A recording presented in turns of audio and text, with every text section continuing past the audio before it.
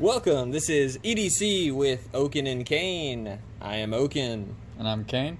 And welcome to the living room. Today on the couch we've got the SOG Terminus XR in S35vn. For sure. S35, yeah, it's kind of like hi-fi or Wi-Fi. Wi-Fi. Also comes in D2, but this one's in S35. But good old Slicey Dicey was gracious enough to send this guy along to us for review, so we greatly appreciate giving us the chance to check this out and let you guys know what we think. So let's go ahead and get started. We'll go ahead and do some specs, and yeah. So overall length is 7.21 inches. You've got a blade length of 3 inches, edge length a little bit shorter at I believe 2.75. Behind the edge thickness, so I was getting around between 24 and 26,000. It was more like 26,000 towards the tip, but somewhere in that kind of 26,000 behind the edge thickness. Handle thickness is pretty normal at about 0.45. Handle length is 4.26 inches. Got a stock thickness of 0.11 inches. Right there. And then the manufacturer's weight, they put 3.32. We weighed it and we got 3.34. So pretty much spot on, but very close. Tad bit. And country of origin on this guy is China. Yep. But pretty nice. How's the lockup on that guy? So lockup, very good. I mean, no blade play at all. Very solid lockup. This is the XR lock, I believe. Yeah, very solid lockup. Snappy action. You can deploy it with the flipper. And then you got the thumb studs as well. Pretty nice. But you know what? Before we get too deep into that, let's go ahead and get some size comparisons going on before you flip that too many times. Clean that off. Yeah, clean that sucker off. Wow, that's a good thumbprint. Yeah, this isn't a dirty channel. This is a family channel, man. Right, I'm gonna get this out of the way. I'm gonna move this aside with all the bad jokes as well. Okay. All right. So starting off, the Dragonfly. And then we've got the Spyderco Delica here. Spyderco Smock. The Spyderco Para 3 Lightweight. Very real similar. comparable, yeah, real comparable size-wise. New knife, QSP Penguin. Which we'll talk a little bit more about this later. The infamous Spyderco Paramilitary 2 in S110V. I don't know why I said that. It's not really relevant. Rat Model 1. ZT 0562. Giltech Ruck. Everybody's favorite, the CRKT Poop Knife. Much bigger, Microtech SOCOM Elite. CRKT P Large. And, I don't know, we'll do one more. Why don't we do the, I don't know, this will probably be close. The Gerber Legendary Blades Excalibur. Notice it's a tad bit smaller. A little bit. Just a little bit smaller. But let's get a little Excalibur, baby. Oh. Anyway. So, let's talk about the blade a little bit more. So, this is available in a couple different variants. The stock variant, or the kind of, I guess, more base model, comes in D2 steel with G10. This model here, however, is CPM S35vn. And it is a saber hollow grind with a nice little swedge on the top there. And a pretty good little satin finish. Yeah. It is, looks like it is kind of, I guess, partially two-toned. You have the horizontal on the flats and vertical on the grind there. Yeah, very pleasing to the eye.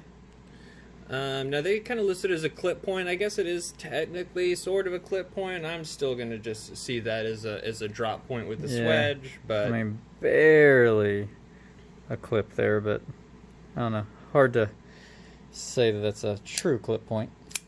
It's definitely not what I think of when I think of a clip point. But in the same sense, you know, a clip point on a folding knife doesn't make a ton of sense either. So this kind of seems like a clip point that was a little bit adjusted for EDC use.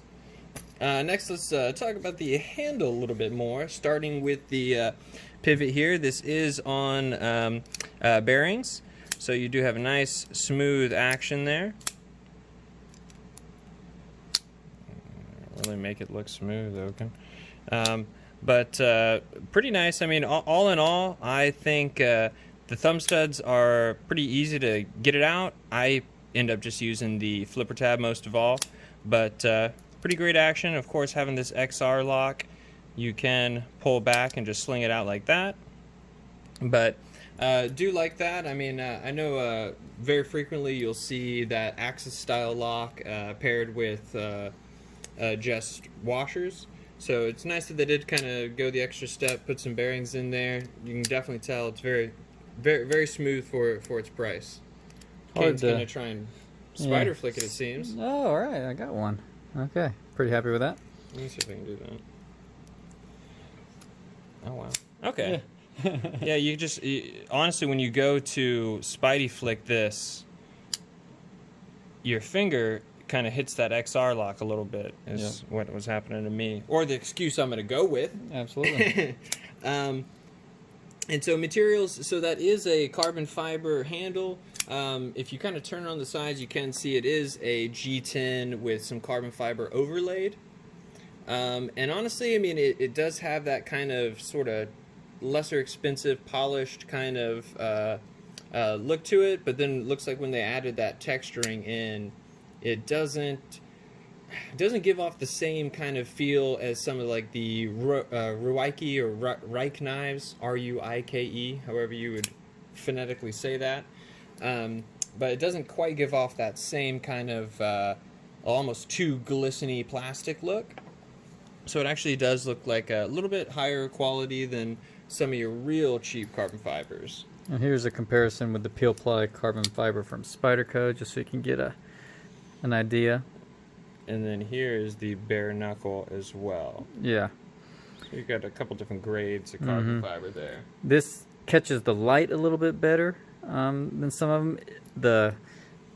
The Peel Ply is a little bit grippier in my opinion. Maybe that's why they have these little cuts to help with grip, which does help a little bit. But if that wasn't there, I think it'd be a pretty slick knife. Yeah, I do like that they added the texture. I think that was a smart move. And honestly, I've handled the I have the D10. Oh my goodness! Several levels above D2. One day we're gonna learn how to edit these, and we're gonna look less stupid. But D2 steel and G10. So I had that variant, and I liked it, but I do like the textured feeling of this one more than the stock kind of G10 variant. So I do like that. And of course, a little more on the XR lock. So essentially, the Axis lock ran out on its patent, and a lot of companies have been kind of trying to find some similar styled locks with maybe some little tweaks. I think they did a pretty good job with theirs. I haven't necessarily heard of any spring break issues or any sort of thing like that. We'll kind of see how that plays out as time goes on. But I really like it. It's not as drop shutty as some of your Access locks. It kind of feels like it gets about 75% of the way down and then sort of kind of sucks in a little bit.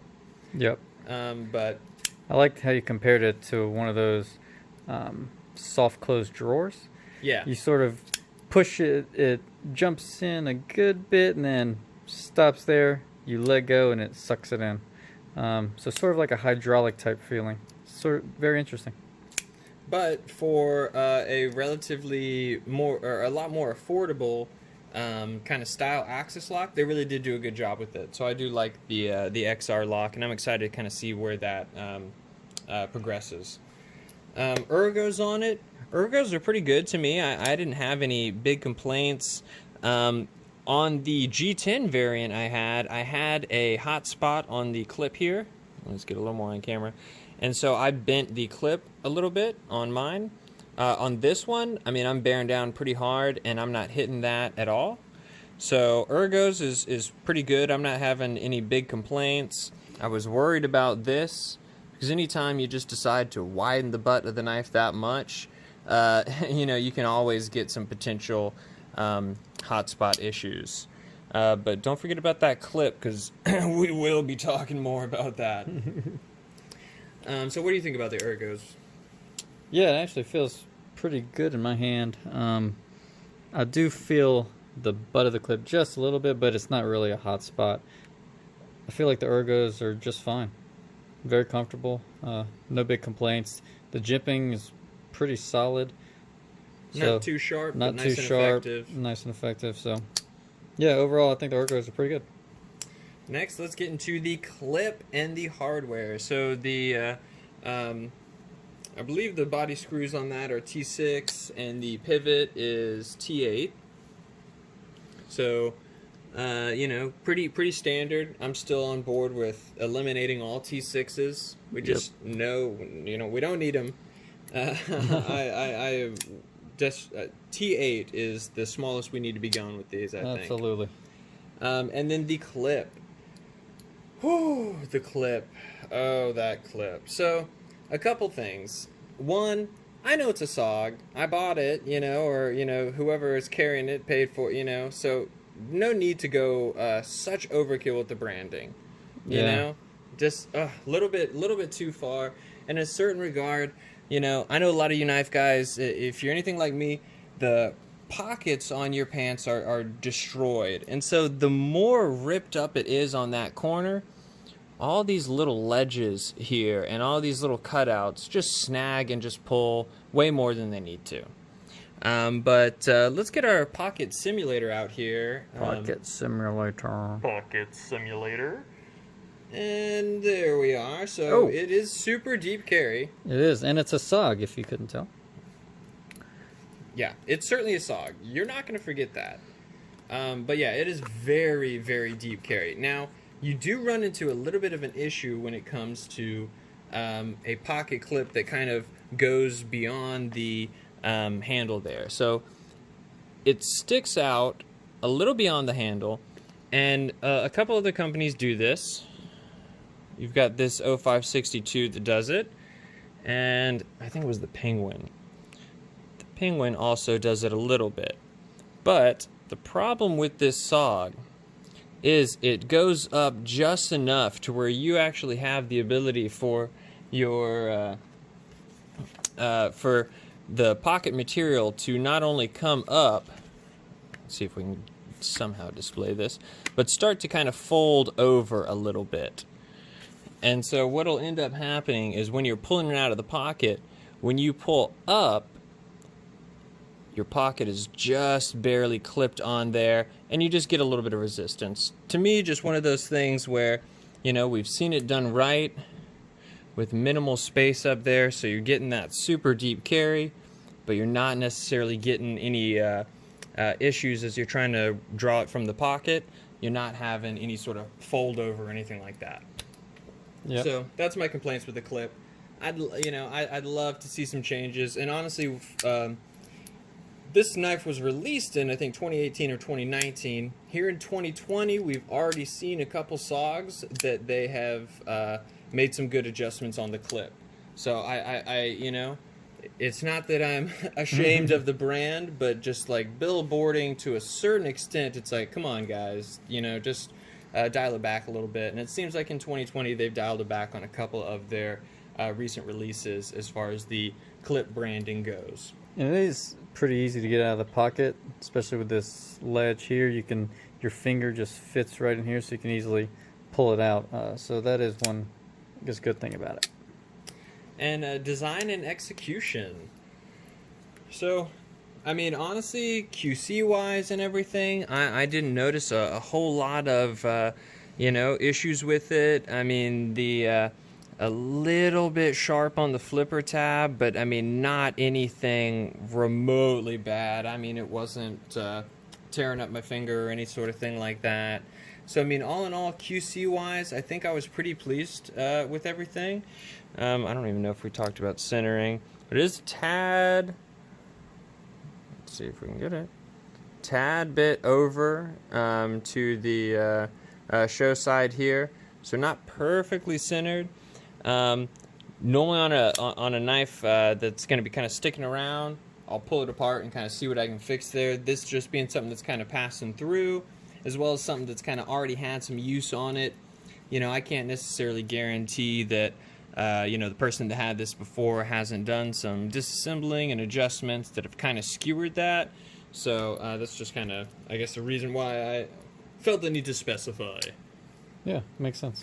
Another thing, I guess, about, since we're talking about the design execution, the flipper tab, to me, is a little bit difficult. I'm used to doing more of a light switch type pull, so this is a little bit sharp on the top where there's no jimping, so I commonly would flick my finger off of it. If you put your finger on the actual jimping and either do the light switch from there or do the push button, it's easy, works very well every time. But the first time I picked it up, I missed it a couple times just because of the way that that's shaped and how there's no jimping here. So I came from up top, missed it, instead of just putting my finger on it and then easily pushing it out. So that is one thing that you have to get used to if you're doing that, something different on your other knives. Like obviously the 0562, I can pull back like that, but just a little fun fact.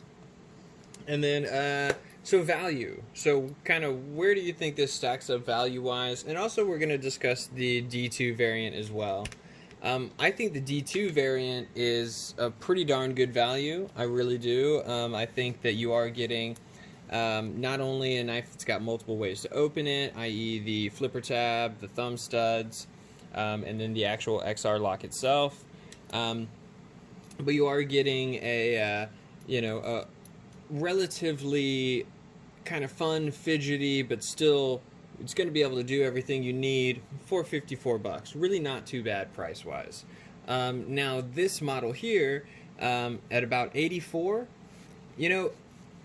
still $84 for S35vn is still pretty good. So I mean, I'd like some more time with this and see how their cryo heat treat really is.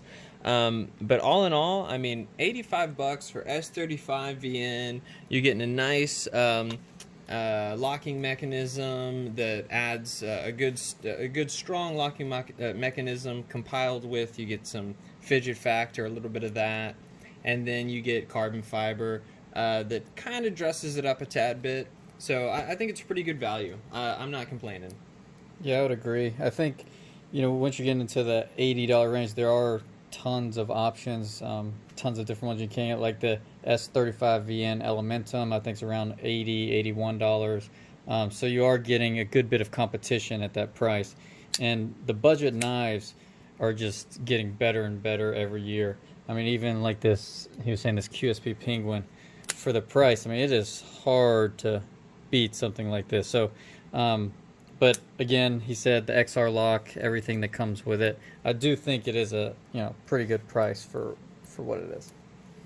And then final thoughts. I think the big thing that I want to touch on is I do want to give a little bit of a clap here. And I'm for some reason giving a literal clap, as if you guys were like, what does he mean by clap? Yeah. So anyway, a clap to SOG, because really for most of my experience in knives, SOG has been just a little bit more catering to the kind of big box stores and not necessarily a knife that has some of the features that a lot of us knife guys really enjoy. And so I was really happy to see SOG kind of remember, hey, we're a knife company, and we can not only, make something that's nice and affordable for some people just getting into knives, but also something that really does appeal to some of the people who have been in the industry and have more of an eye for this, particular corner of the world. So I definitely think that it's nice to see SOG trying some new things like the XR lock, upgrading some steel to S35vn, and a couple little things like that. I think it's nice to really see them start to kind of re-enter the knife world in way more of a fashion than I've seen from them for many years. I think they've stayed stagnant for a long time, and I'm loving seeing them kind of, really revamp some of the stuff that they're doing, because I think having good knives like this in big box retailers is how we get people to kind of go from some of the lesser quality, lesser expensive knives to getting stuff that's a little bit higher quality, a little bit more bang for your buck, and things like that. So I like that SOG's doing that. Got to give them kudos for that. And so ultimately, would you buy it again? Well, I didn't buy it this time, so would I buy it now is the question for me. I probably wouldn't at this time. I've had my eye on a couple other ones in the same price range. I do like the lock, how it flips, how you can actuate it several different ways, thumb stud, possible spidey flick, flipper. So I do think it is a good knife, but it's probably not the one for me. Me personally, I mean, I really do like it. I think it's got a lot of great benefits. But these days, S35vn or S30V isn't as much as a selling point as it used to be. So even though I do think this is a great knife to be able to get a higher quality steel at a little bit lower price, I have plenty of experience with S35vn from multiple companies and things. So for me personally, I'd probably skip this one and go for the D2 one that I used to have. I'd probably scoop that one up again before this guy and just really have it as a good solid user at work, or be able to lend it out to a buddy, or any sort of things like that. So although I do love some of the upgrades on this, personally I think the $54 one is a little bit better value and almost appeals a little more to me. So, but that's just me. But yeah, take a look at this guy and check it out yourself. But I would say SOG is onto something. Definitely keep watching them. Absolutely. Well, we appreciate you guys stopping by. We got to finish making these cookies, and we got other stuff to do, guys. So thanks for stopping by the living room, but have a good one. See you later.